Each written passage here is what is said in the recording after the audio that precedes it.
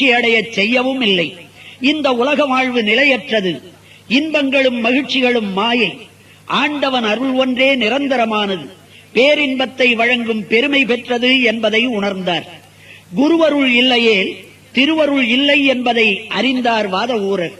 ஒரு ஆன்ம குருவை தேடி அவருடைய சிந்தனை ஏக்கத்தோடு அலைந்த வண்ணம் இருந்தது. மன்னன் தன்னுடைய குதிரைப்படையை வலிமைப்படுத்த எண்ணினான். அமைச்சர் திருவாதவூரரை அழைத்தான். அமைச்சர் பெருமானே, நமது குதிரைப்படையில் இருந்த குதிரைகள் முதுமையடைந்து விட்டன. குதிரைப்படையை வலிமைப்படுத்த புதிய குதிரைகள் வாங்க வேண்டும். அஸ்வலட்சணங்களை அறிந்த தாங்களே இப்பணியினை செய்தருள வேண்டும். நம் கருவூலத்திலிருந்து வேண்டிய பொருள் எடுத்துச் செல்லுங்கள் என்று கூறினான். திருவாதவூரரும் புறப்பட்டார்.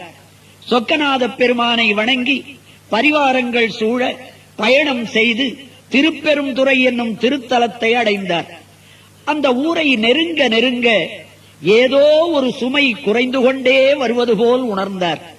இந்த தலத்தில்தான் இறைவன் தன்னை ஆட்கொள்ளப் போகின்றான் என்ற உணர்வு அவருக்கு தோன்றிற்று. எங்கிருந்தோ அவர் செவியில் சிவபெருமானுடைய திருநாமம் வந்து ஒலித்தது. அந்த திசையை நோக்கி தாயிடம் செல்லும் குழந்தை போல விரைந்து சென்றார். அங்கே ஒரு குருந்த மரத்தடியில் சீடர்கள் சிலரோடு சிவபெருமானே ஒரு குருநாதர் வடிவில் அமர்ந்திருந்தான். அவனுடைய வலக்கை சின்முத்திரையை காட்டிக் கொண்டிருந்தது. திருமுகம் ஒளிவடிவாக திகழ்ந்து கொண்டிருந்தது. இத்தகைய அருட்கோலத்தை கண்ட வாதவூரடிகள் காந்தத்தை கண்ட இரும்பு போல் ஆனார்.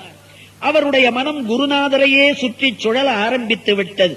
பெருமானே, எளியேனை ஆட்கொண்டருள வேண்டும் என்று பணிந்தார்.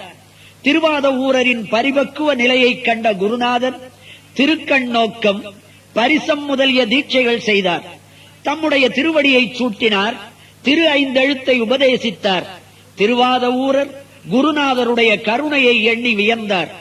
குருநாதருடைய திருவருள் நோக்கத்தால் ஞானத்தின் திருவுருவாகவே மாறிவிட்டார். தன்னை ஆட்கொண்டருளிய குருநாதருக்கு பாமாலைகள் சூட்டினார் திருவாதவூரர். அப்பாடல்கள் அருள் விளக்கத்தோடும் உருக்கத்தோடும் அமைந்தன. எனவே குருநாதர் மாணிக்கவாசகர் என்னும் திருநாமத்தோடு இனிமேல் நீ விளங்குவாயாக என்று திருவாதவூரருக்கு அருள் பாலித்தார். பின்னர் குருநாதரின் ஆணையை சிரமேற்கொண்டு திருப்பெருந்துறை திருக்கோயில் அறப்பணியை செய்தார் மாணிக்கவாசகர். தம்மை மறந்து அருளமுதத்தை அருந்தி அரசன் இட்ட கட்டளையை மறந்தார் மாணிக்கவாசகர். உடன் வந்தவர்கள் நினைவூட்டினர். அப்போதும் அதனை கருத்தில் கொள்ளாமல் தம்மை முற்றிலும் அருட்பணியிலேயே ஈடுபடுத்திக் கொண்டிருந்தார். பாண்டிய மன்னனுக்கு செய்தி போயிற்று. மன்னனும் மாணிக்கவாசகரின் கடமையை நினைவூட்டி கடிதம் அனுப்பினான். மாணிக்கவாசகர் குருநாதரிடம் சென்று நிகழ்ந்தவற்றை கூறினார். மாணிக்கவாசகரே, அஞ்ச வேண்டாம். ஆவணி மூலத்தன்று குதிரைகள் வரும் என்று மன்னனுக்கு அறிவித்து விடுங்கள் என்று குருநாதரும் கூறினார். மணிவாசக பெருமானும் அவ்வாறே மன்னனுக்கு செய்தி அனுப்பினார். ஆனால் மாணிக்கவாசகர் எடுத்துச் சென்ற பொருளையெல்லாம் சிவ திருப்பணிக்கு செலவிட்டு விட்டார் என்ற செய்தியையும் மன்னன் அறிந்தான். கடும் சினம் கொண்டான். மாணிக்கவாசகரை கொடிய சிறையில் தள்ளினான். சுடுவெயிலில் நிறுத்தினான். மாணிக்கவாசகர், எம்பெருமானே, முக்கண் முதல்வா, இரக்கத்தின் திருவுருவே, உன்னுடைய அடியான் இப்படி துன்புறுவது முறையா? உன்னுடைய தொண்டன் துன்பத்தில் துடித்தால் அது உன்னுடைய புகழுக்கல்லவா களங்கம். அருட்கடலே, என்னை இத்துன்பமாக்கிய இருட்கடலிலிருந்து காப்பாற்று என்று இறைவனிடம் முறையிட்டார். மாணிக்கவாசகரின் துன்பத்தை நினைத்தான் அந்த புண்ணிய பொருள். நரிகளையெல்லாம் குதிரைகளாக்கினான்.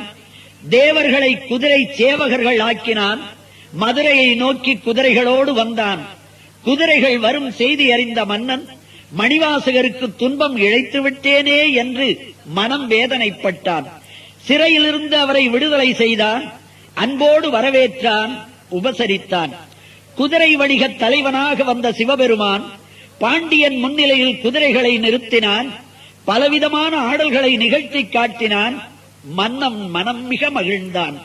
பரிசுகள் பல தந்து வணிகத் தலைவனான முக்கண் முதல்வனையும் குதிரை சேவகர்களாக வந்த தேவர்களையும் வழியனுப்பி வைத்தான்.